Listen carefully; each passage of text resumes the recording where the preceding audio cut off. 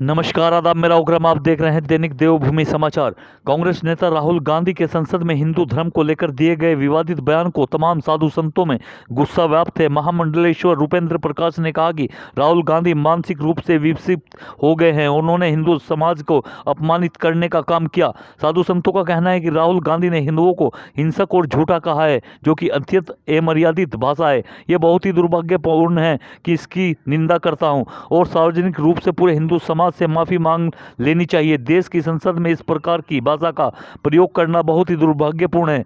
रूपेंद्र प्रकाश ने आगे कहा कि राहुल गांधी ने पूरे हिंदू समाज का अपमान करने का ठेका ले रखा है। वे लगातार हिंदुओं का अपमान करते रहते हैं। उनकी पार्टी का इतिहास भी इसी प्रकार का रहा है। उन्होंने देश में इमरजेंसी लगाई और हिंदू संस्थाओं को समाप्त करने का काम किया। आज फिर उसी राह पर देश को आगे ले जाना चाहते हैं। यह बहुत ही दुर्भाग्यपूर्ण है। इसकी जांच होनी चाहिए। साधु संतों ने राहुल गांधी को सार्वजनिक रूप से माफी मांगने की और इस बयान को लेकर उनके खिलाफ सख्त कार्रवाई करने की मांग की है। विवादित बयान को लेकर महामंडलेश्वर स्वामी प्रबोधानंद गिरी ने कहा कि राहुल गांधी ने अपनी औकात बताई है, क्योंकि राहुल गांधी न हिंदू है, न ईसाई है और न ही मुसलमान। घोड़ा खच्चर से उसकी तुलना की है। उन्होंने कहा कि माँ इसी के और बाप फारसी। इसके बयान का विरोध करते हुए कहा कि राहुल गांधी को सार्वजनिक रूप से माफी मांग लेनी चाहिए। देखें खास रिपोर्ट। संसद में हिंदू राहुल गांधी ने अपनी औकात बताई है, क्योंकि राहुल गांधी न हिंदू है, न ईसाई है, न मुसलमान है। जैसे हमारे यहाँ न गधा होता है, न घोड़ा होता है, एक अलग नस्ल होती है, खच्चर। तो ऐसे ही राहुल गांधी का कोई नस्ल नहीं है, क्योंकि उनकी माँ ईसाई, उनका बाप पारसी हुआ। अगर उसका दादा पारसी था तो बाप भी पारसी हुआ।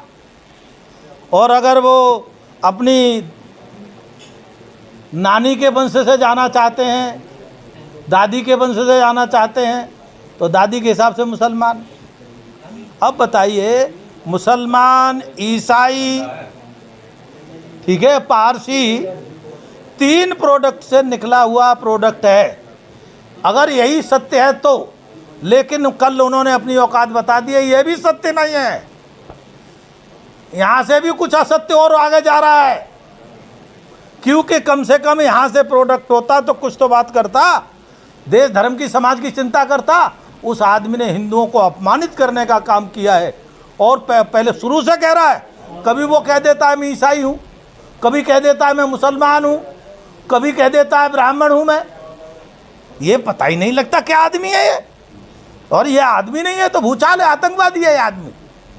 और ऐसे आतंकवादी की सज़ा संसद में नहीं है, जो हिंदू समाज में दंगा कराना चाहता हो, जो हिंदू समाज को अपमानित करता हो, हिंदू समाज को हिंसक बोलता हो, हिंदुओं के साथ गलत टिप्पणी करता हो, उसे व्यक्ति की संसद में रहने की कोई जगह नहीं है।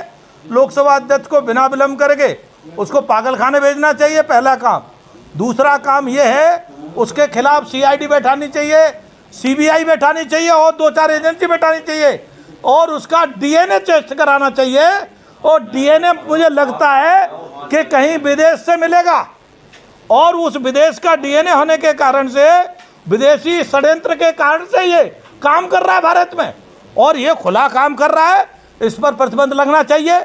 और मैं उस राहुल गांधी को तो समझाना चाहूँगा कि तेरे पिताजी ने हिंदुओं का अपमान किया था और तेरी जो दादी ने अपमान किया था, उनकी डेड बॉडी नहीं मिली थी।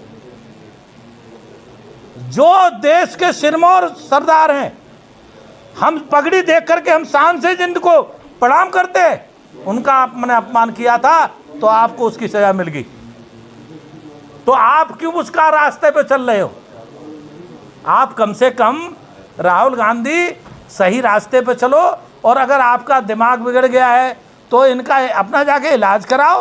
पागल खाने में भर्ती तो कर ही देना चाहिए लोकसभा अध्यक्ष को नाते, क्योंकि लोकसभा अध्यक्ष पूरी सांसदों का मालिक है। उसको बिना पूछे उसे कम से कम महीने 2 महीने रखना चाहिए और जब पॉजिटिव रिपोर्ट आ जाए तभी वहाँ से बुलाना चाहिए। बिना विलंब करे उसे पागलखाना भेजा जाए। जी, आपने कहा विदेशी सदस्य, और ये पता ही लग रहा है उसका DNA भारत का है ही नहीं। जिसका DNA ही विदेशी है तो विदेशी के 2 ही पार होते, या तो डॉलर हो विदेशी चांदी के टुकड़े हो जिन पे पागल हो जाता है आदमी। और क्या हो सकता है विदेशी षड्यंत्र बताओ। विदेश में डॉलर और चांदी के टुकड़ों का दुरुपयोग करके भारत को तोड़ने का विदेशी लोग षड्यंत्र रखते हैं। और राहुल गांधी तो भारत में रहना ही पसंद नहीं करते। जिस दिन संसद रुकेगी उस दिन इनको खोजना पड़ेगा, दूरदृष्टि लगा करके, तब भी इनका पता नहीं लगता कहाँ गुप्तवास में चले जाते हैं। आपको सबको पता है। और लोगों का तो यहाँ तक कहना है कि विदेश में कुछ और। राहुल गांधी मानसिक रूप से विक्षिप्त हो गए हैं। जिस प्रकार से उन्होंने हिंदू समाज को अपमानित करने का काम कल संसद में किया, हिंदुओं को हिंसक, झूठा, इस प्रकार की जो अमर्यादित भाषा का प्रयोग किया, ये बहुत दुर्भाग्यपूर्ण है। मैं निंदा करता हूँ और उन्हें सार्वजनिक रूप से सब हिंदू समाज से माफ़ी मांगनी चाहिए। देश की संसद में इस प्रकार की अमर्यादित भाषा का प्रयोग करना ये बहुत ही दुर्भाग्यपूर्ण है। देश की संसद में सारे हिंदुओं का अपमान करने का ठेका राहुल गांधी ने लिया है। लगातार वो हिंदुओं का अपमान करते रहते हैं।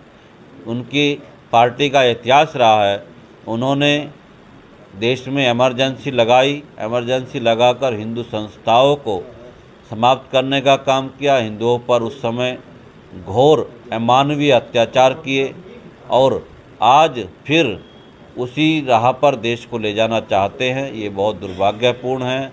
उनकी जांच होनी चाहिए और ऐसे व्यक्ति की संसद सदस्यता समाप्त होनी चाहिए जो लगातार इस देश के बहुसंख्यक समाज का अपमान कर रहा हो। निश्चित रूप से ये बिल्कुल सत्य है। चाणक्य ने कहा था कि कोई भी विदेशी इस देश का राष्ट्र हित का सोचने के लिए संभव ही नहीं है।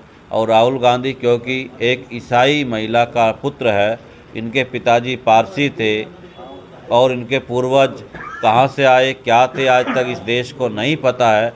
तो ये संदेह के घेरे में है कि ऐसे व्यक्ति से राष्ट्र हित की भावना सोचना ये नासमझी है।